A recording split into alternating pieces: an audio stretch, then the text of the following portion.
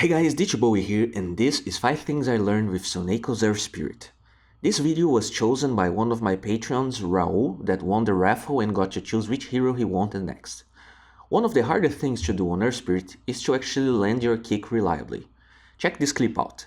See where Sonneiko's mouse cursor is, and how he manages to land a very good kick on the Disruptor without actually clicking on the stone in order to kick it.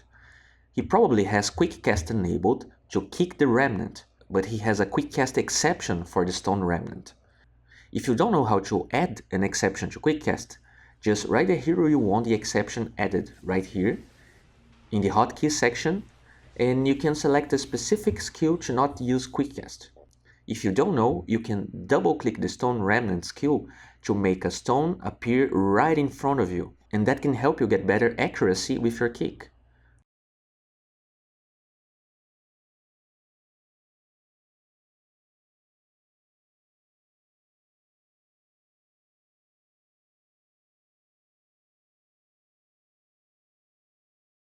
Another very cool thing we see him doing is using his other skills mid-rolling Boulder. In this clip, he actually kicks a stone during the boulder to be sure that his W would hit. It can be kinda tricky to learn this, but it's very useful for situations where you can miss your boulder when going for an important kill.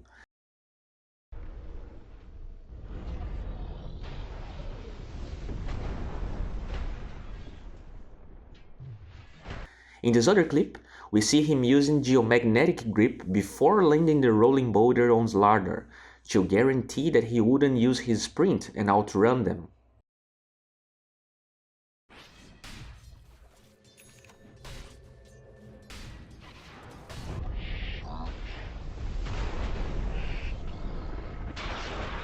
After the Boulder Smash nerf, a lot of players like to use Rolling Boulder only as an initiation skill, always calculating exactly how and when to use it.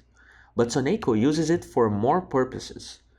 Since Rolling Boulder has a low mana cost compared to his total mana pool, and arguably a low cooldown, he uses it to quickly reach the mid creep wave to block for his mid without compromising his safety while waiting for the rune to spawn.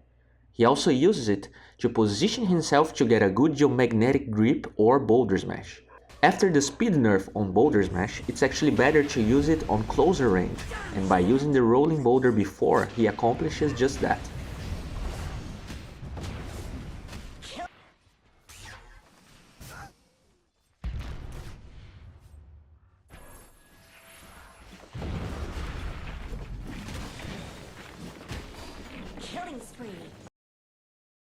The usual skill build for a support/roaming Earth Spirit is maxing the Boulder Smash, because the stun and cooldown scales pretty well.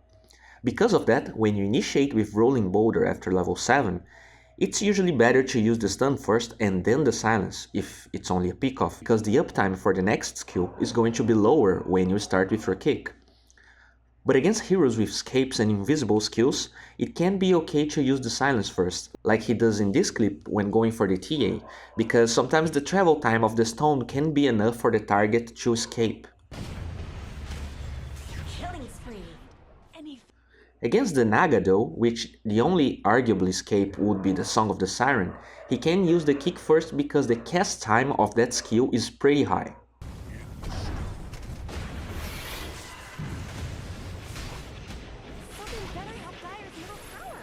At lower levels, it can be pretty hard to land your W on the mid hero if he's paying attention, but that shouldn't refrain you from trying. But check how Sonneiko avoids clicking on the TA before being sure that he actually landed the spell. That makes the attempt pretty low risk for him, because he took almost no damage from drawing aggro from the creeps. In this other clip, he even dives the tower taking only one hit, even though he was pretty deep.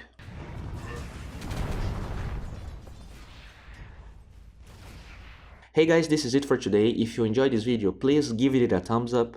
If this is your first time in my channel, please subscribe to it. I'm making videos like this every day, and I'm sure something here will spark your interest. And if you really like my channel, please check my Patreon rewards and see if any of them are of your liking. That's it guys, bye. Radiant have fortified their structures. Radiant's top tower deserves just as much help as bottom.